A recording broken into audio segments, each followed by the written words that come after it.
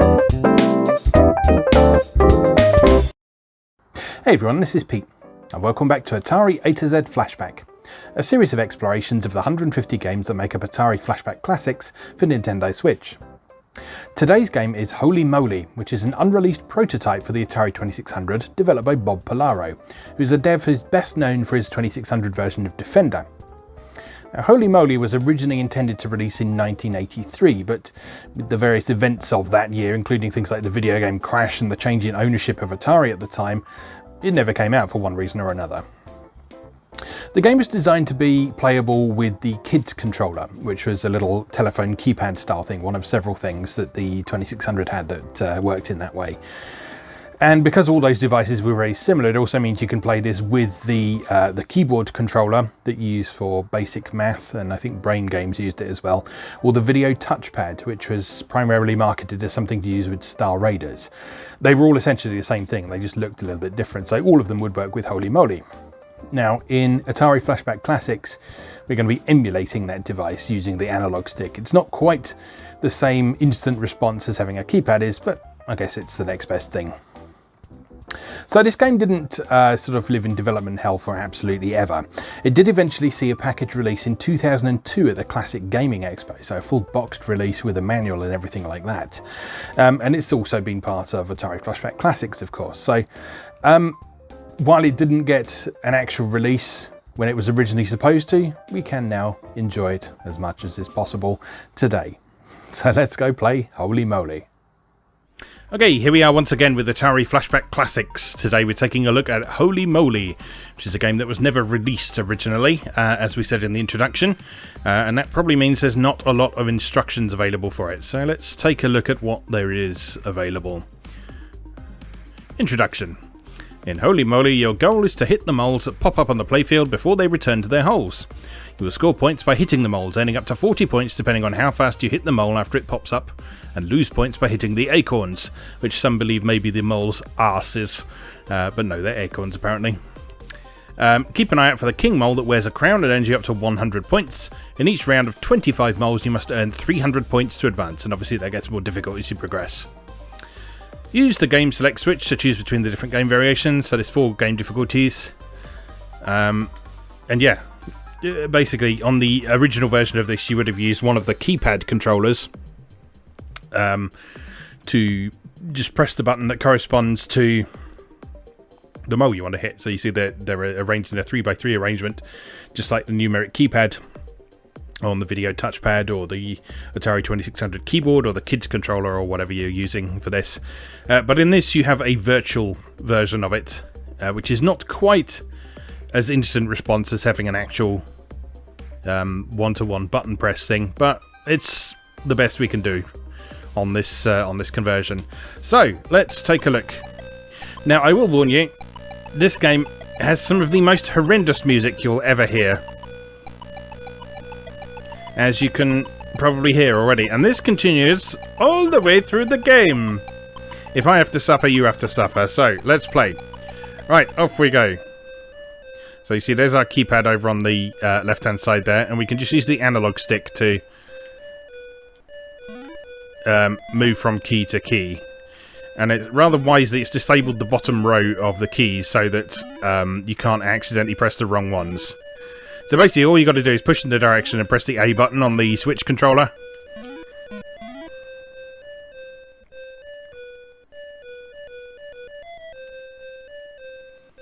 So it's just a case of watching for the moles and walloping them. Now remember, you've got to score at least 300 points before you've dispatched all the moles. Now this might look pretty easy at the minute, and it is on this first level. But once the acorns start getting involved, you lose points for every one of those you hit as well. So it gets much harder in the later levels. And the acorns look quite similar to the moles when they're coming out of the holes in the ground. So you have to be very careful indeed.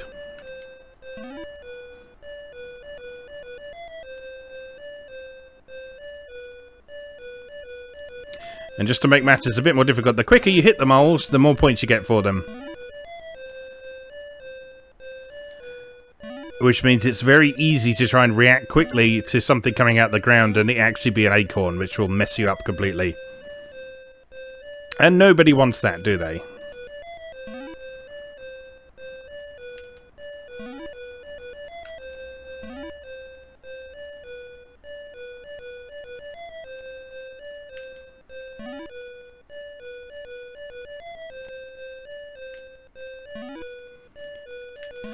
So yeah, that is what this game is.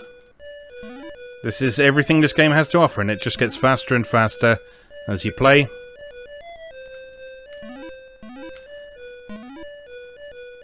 And that makes it more challenging. So there's no end, there's no final goal or anything like that. It's just survive as long as you can, get as many points as possible. And occasionally when these bonus rounds show up, just hit all the buttons on the controller. Get as many points as you can.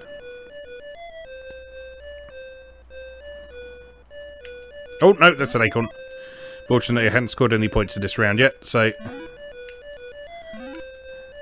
that doesn't matter. No.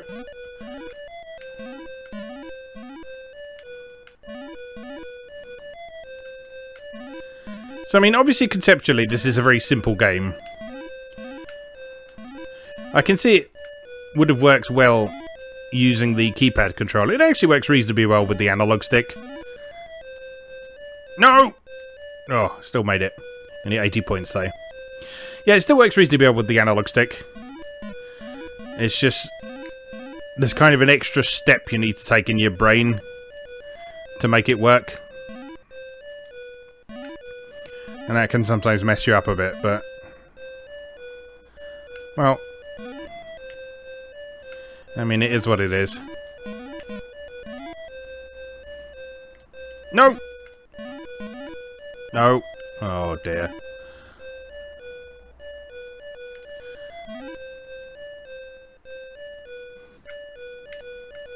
No, dear. I've really made a mess of that. Sorry, no bonus. And that's the end of that. But yeah, that is Holey Moley on the easiest difficulty level. Let's try... So what have we got? Easy, medium, hard, and hardest. Let's try medium. Game number 2. Presumably that will just start as if it's a later round, I imagine. Maybe we'll get acorns right from the beginning. Yeah, it's certainly more moles appearing right from the start. And there we've got an acorn as well. Yeah, I was reading up some stuff on this recently. Originally, this was intended to release at a sort of period when a lot of developers were still sort of trying to define what a video game was and what sort of experience people might want from a console connected to their television.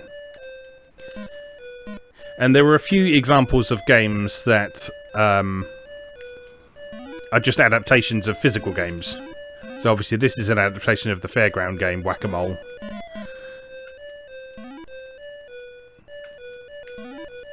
But you can also incorporate things like the early board game adaptations for the 2600 in there as well. They're all digital versions of physical games.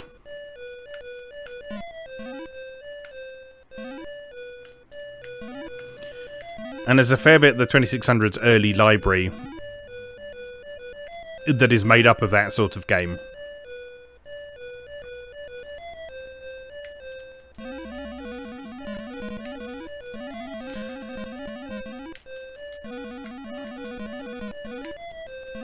Because like I say, at that time, the definition of what a video game was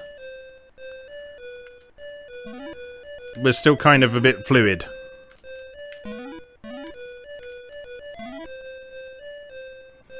People weren't quite sure what it meant. Oops.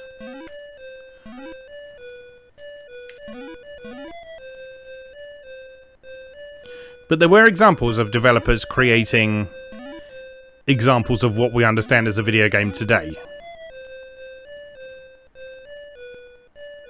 So if you look at things like Haunted House, which we covered last week, that's a good early example of... No! somewhat understanding what a video game could be and how it differs from a physical game. How it provides you with the opportunity to sort of go into another world and explore something and do something physically impossible and explore fantasies and that kind of thing.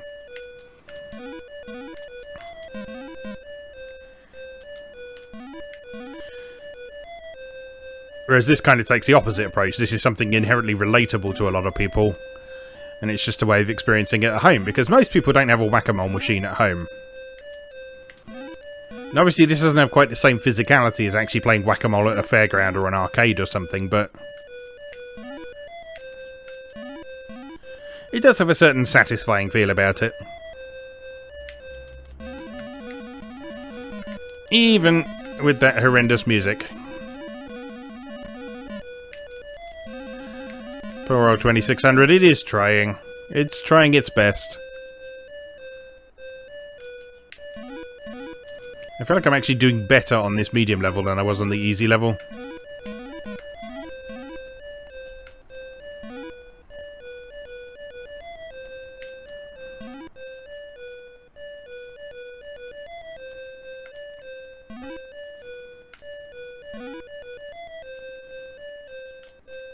But yeah, in some ways you might look at this and think, well, I can understand why this was never released.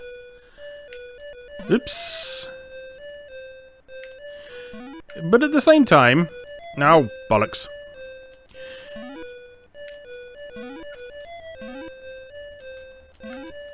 At the same time, there are plenty of examples of games on the Atari 2600 that are as simple as, if not simpler than this. And so there's no reason why this couldn't have fit in to the lineup available for the console at that time, but as I said in the intro, it was just a combination of circumstances. It was probably a lot to do with the crash in 1983, but the original creator of this attributed the fact that this never got released to the change in management at Atari at the time. Which would make a lot of sense, because there was all sorts of shenanigans going on at that time, with Atari trying to figure out whether they actually wanted to do video games at all. Let's have a go at the hard level.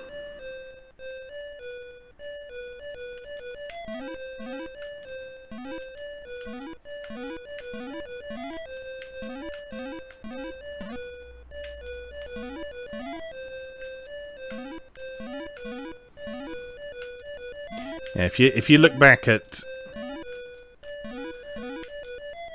sort of the early 80s period, so the time when Tramiel took over at Atari, a lot of Atari fans of the period were not a big fan of what he did.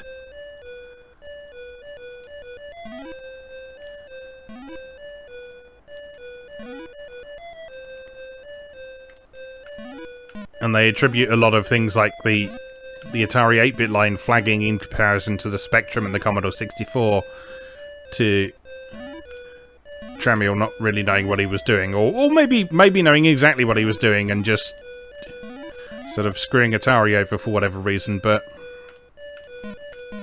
I don't know. It's quite...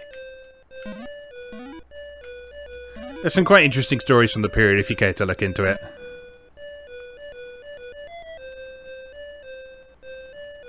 Well, I've bloody balls that up, haven't I? Alright, one go in the hardest level, and then I think we're done for today. Because, I mean, this game is what it is. And what it is perfectly competent, but fairly unremarkable.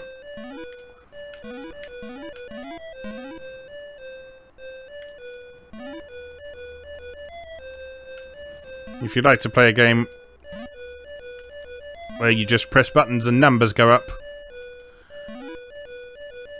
this is a good example.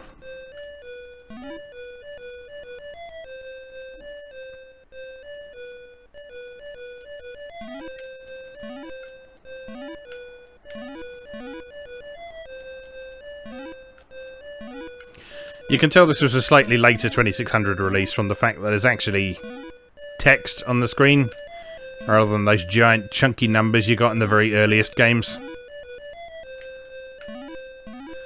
Programmers figured out how to use some of the available memory to have an actual character set, so they could display numbers and words and that sort of thing. Although that said, I think some of the text in this is clearly displayed as graphics. If you look at like the mole count and round score text at the top, that's not a standard Atari font or anything like that, so that's probably just being rendered as graphics.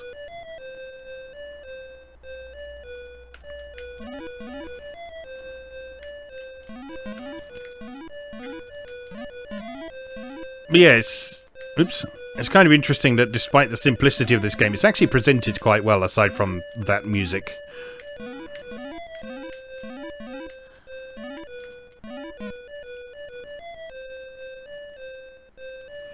And there's no way to turn it off. What fun! They could have easily added a means to turn that music off as well, because it specifically says in the manual that the colour and black and white switch on the 2600 don't do anything in this game, the difficulty switches don't do anything. They could have just used one of those to turn the music off, but no. But no, we all have to suffer.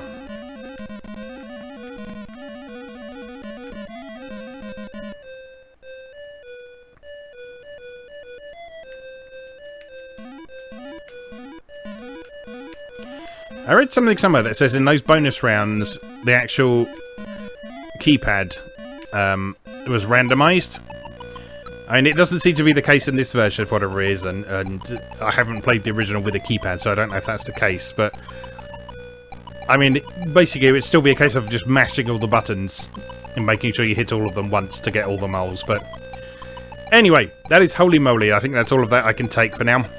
As always, thank you very much for watching, and I'll see you again next time.